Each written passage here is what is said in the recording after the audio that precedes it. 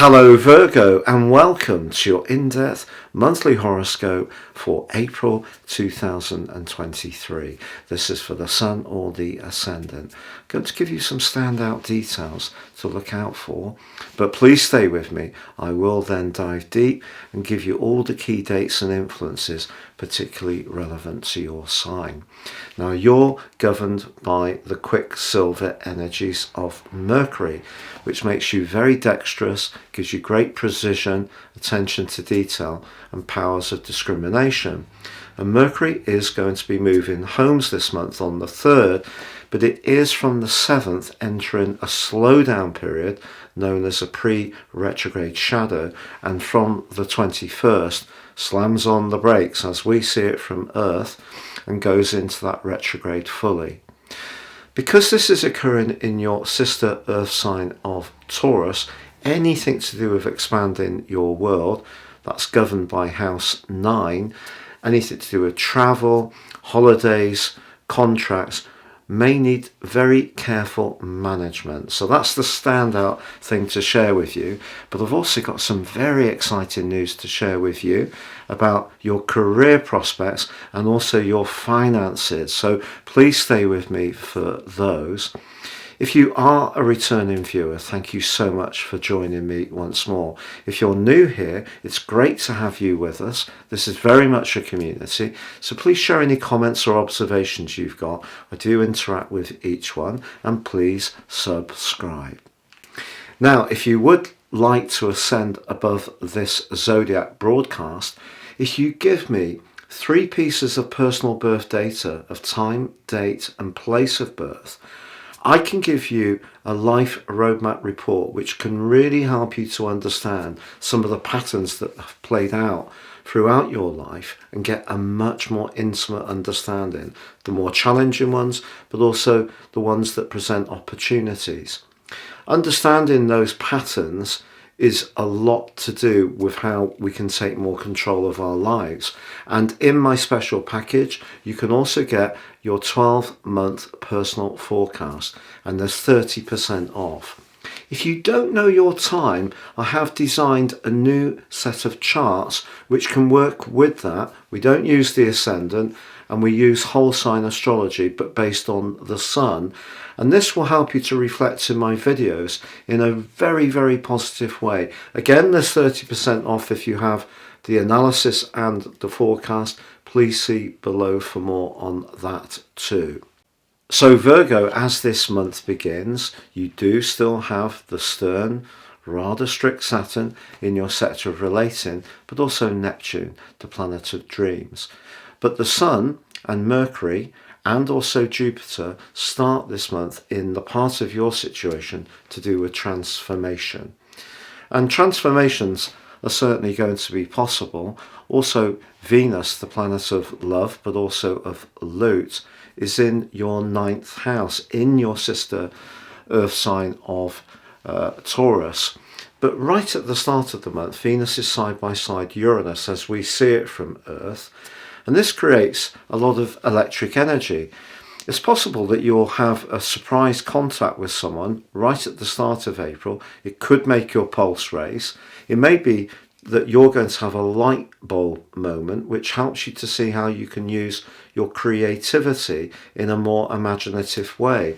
Also, it's possible that quite a truthful conversation could take place around a relationship.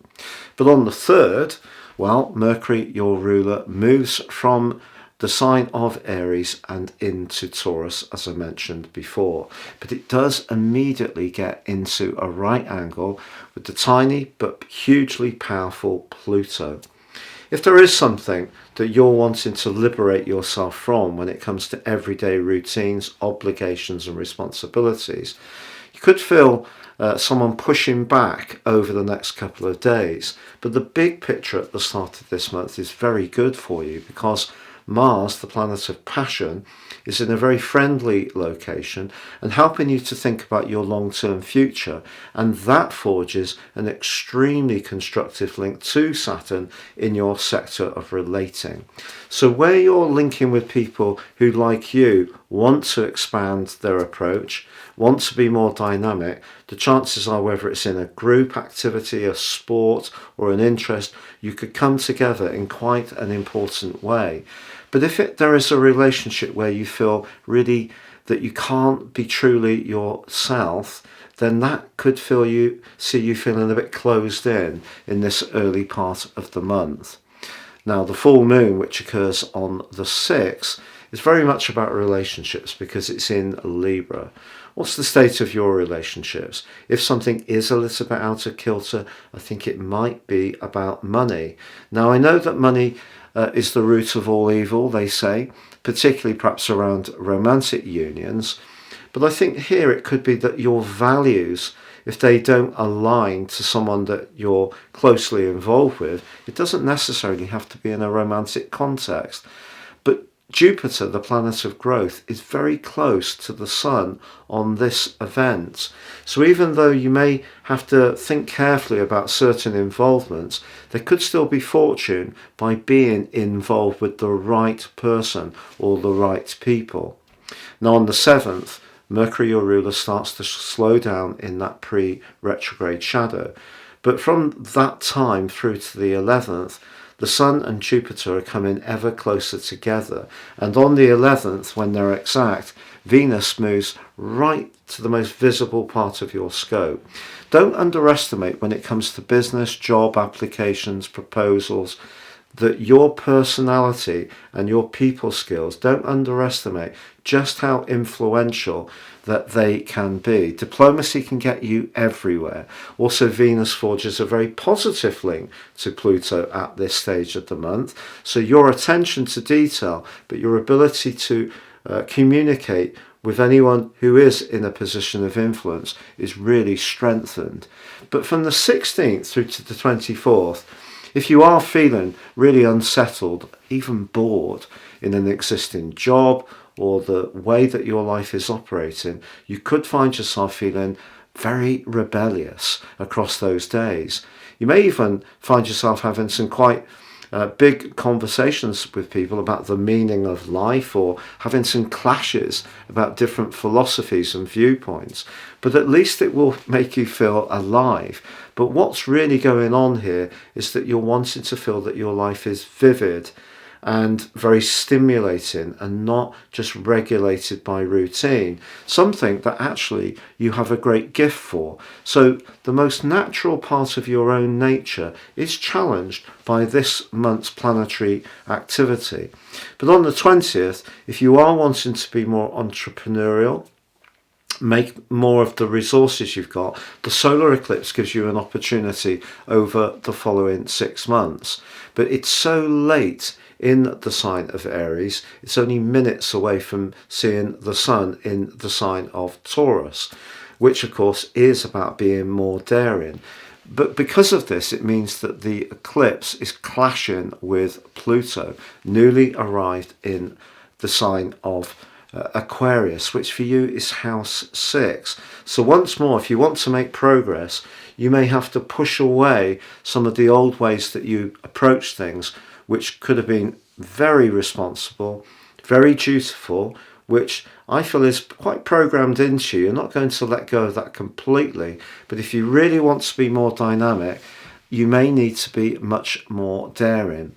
But then the Sun later on the 20th arrives in Taurus, and that's really going to give you, along with Mercury and Uranus, an appetite for experimentation, being more independent. But the Mercury retrograde, which occurs on the 21st, is not going to unravel until mid-May, and it's not actually going to get back to the position the retrograde began until the end of May. So expect a period of weeks where, if you are discussing anything of a legal nature, a contractual nature, you're conveyancing on a property, you're wanting to plan an expedition or a holiday, there could be some glitches that come up. But also because of the 9th house energy, which is about higher knowledge, this could be a time when you find out so much more extra information to guide your moves.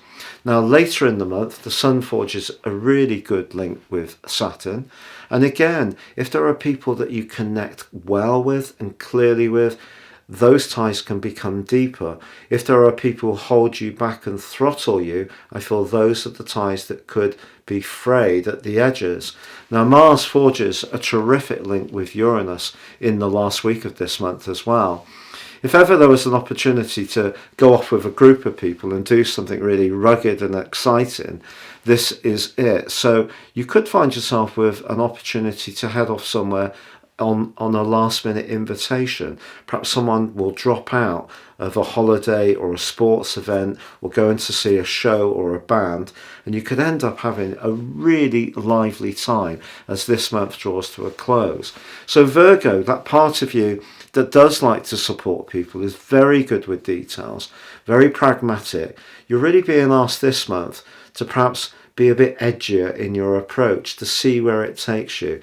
Not every situation may turn out exactly as you hope, but I think one of the things that just trying different things can do is a real sense of exhilaration, which I think is very important in this day and age when a lot of us are really governed by technology. So if you can get out into the great outdoors or explore new topics or get with new people, it's really going to be an exciting time for you.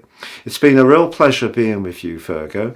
Please like, comment or subscribe.